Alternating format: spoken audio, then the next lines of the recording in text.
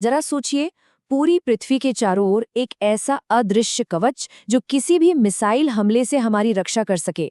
साल 2025 में यह साइंस फिक्शन जैसा आइडिया हकीकत बनने के एक कदम और करीब आ गया। इसका नाम है द गोल्डन डोम।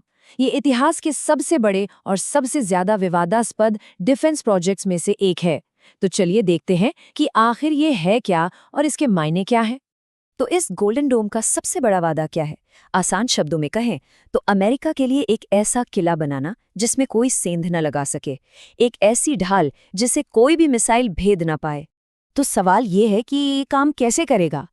देखिए, गोल्डन डोम को एक तरह से स्पेस में एक बहुत बड़े मकड़ी के जाले की तरह समझें। ये हजारों सेंसर्स और इंटरसेप्टर्स से बना है, जिन्हें किसी भी आने वाली मिसाइल को ट्रैक करने और उसे धरती तक पहुंचने से बहुत पहले ही तबाह करने के लिए डिजाइन किया गया है। ठीक है, तो अब जब बेसिक्स क्लियर हो गए हैं तो चलिए सीधे चलते हैं 2025 के उस बड़े अनाउंसमेंट की डिटेल्स में। और यहाँ से चीजें सच में बहुत दिलचस्प हो जाती हैं। देखिए, ये सिर्फ एक डिफेंसिव शील्ड नहीं है, गोल्डन डोम में स्पेस से हमला करने की क्षमता भी शामिल है। और बस यही एक चीज पूरा खेल बदल देती है। मतलब ये सिर्फ हमलों को रोकने के बारे में नहीं है, बल्कि स्पेस से कहीं भी किसी भी वक्त हमला करने की ताकत हासिल करने के बारे में है। अब इतना बड़ा प्रोजेक्ट है तो सबसे बड़ा सवाल पैसा। आखिर इसमें खर्चा कितना आएगा? शुरुआत में व्हाइट हाउस का जो अनुमान था वही चौंकाने वाला था, $175 बिलियन।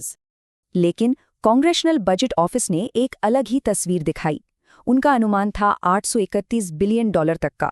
और फिर अमेरिकन एंटरप्राइज इंस्टीट्यूट का एनालिसिस आया, जिसने तो आंकड़ा इतना ऊपर पहुंचा दिया कि विश्वास करना मुश्किल हो जाए, $3.6 ट्रिलियन। तो सवाल ये उठता है कि इन नंबर्स में इतना बड़ा फर्क क्यों है? एक तरफ 175 बिलियन और दूसरी तरफ 3.6 ट्रिलियन। देखिए, ये जो कॉस्ट का इतना बड़ा डिफरेंस है ना, इसके पीछे का कारण है स्केल। मतलब हम किस लेवल के सिस्टम की बात कर रहे हैं। क्या ये एक छोटा लिमिटेड सिस्टम है, या हम हजारों सैटेलाइट्स के एक विशाल नेटवर्क की बात कर रहे हैं? जितने ज्यादा सैटेलाइट्स उतना ज्यादा खर्चा, सिर्फ उन्हें लॉन्च करने का ही नहीं बल्कि उन्हें ऑर्बिट में बनाए रखने का भी, क्योंकि वो धीरे धीरे धरती की तरफ गिरते रहते हैं। आपको शायद लगे कि ये अनाउंसमेंट बिल्कुल नया है, लेकिन सच तो ये है कि स्पेस में ऐसी शील्ड बनाने का सपना काफी पुराना है। गोल्डन डोम कोई रातों रात आया हुआ आइडिया नहीं है। ये एक ऐसा विचार है जो दशकों से पक रहा है, जिसकी शुरुआत 1980 के दशक में रीगन के स्टार वॉर्स प्रोग्राम से हुई थी। उसके बाद हर एडमिनिस्ट्रेशन ने इस पर अपनी अपनी तरह से काम किया, जो हमें आखिरकार 2025 के इस बड़े ऐलान तक ले आया। तो ठीक है, हमने कॉस्ट और हिस्ट्री की बात कर ली, लेकिन इन सब से भी बड़ा एक और सवाल है। इस तरह का सिस्टम दुनिया भर में पावर बैलेंस को कैसे बदल सकता है? अब यहाँ एक बहुत ही सीरियस कॉन्सेप्ट सामने आता है, ऑर्बिटल एम्बिग्युइटी। इसका मतलब बड़ा सिंपल सा है, लेकिन इसका असर बहुत गहरा है। सोचिए, जब आप स्पेस में कोई सैटेलाइट देखते हैं तो आप ये बता नहीं सकते कि वो बचाव के लिए है या हमला करने के लिए। और यही कंफ्यूजन एक खतरनाक गेसिंग गेम शुरू कर देता है। क्या सामने वाला सिर्फ डिफेंड कर रहा है या वो पहले हमला करने की तैयारी में है? इसी अनिश्चितता को लेकर एनालिस्ट्स परेशान हैं, जिससे सरप्राइज अटैक का आपसी डर पैदा हो सकता है। रूस का रिएक्शन तो बहुत तेजी से आया। उन्होंने साफ साफ कहा कि ये प्रोजेक्ट दुनिया में स्ट्रेटेजिक स्टेबिलिटी के लिए सीधा खतरा है। चीन ने भी ऐसी ही चिंताएं जताईं। उनका कहना था कि ये अंतरिक्ष के शांतिपूर्ण इस्तेमाल के खिलाफ है और इससे हथियारों की एक नई दौर शुरू हो सकती है। और बात सिर्फ विरोधी देशों की नहीं है, अमेरिका के सहयोगी भी इससे परेशान थे। उन्हें एक मुश्किल स्थिति में डाल दिया गया था। कनाडा के एम्बेसडर ने तो इसे एक प्रोटेक्शन रैकेट तक कह दिया। मतलब या तो सुरक्षा के लिए अरबों डॉलर दो या फिर अपनी आज़ादी छोड़ दो। ये एक बहुत बड़ा बयान है जो इस प्रोजेक्ट के जियोपॉलिटिकल नतीजों को दिखाता है।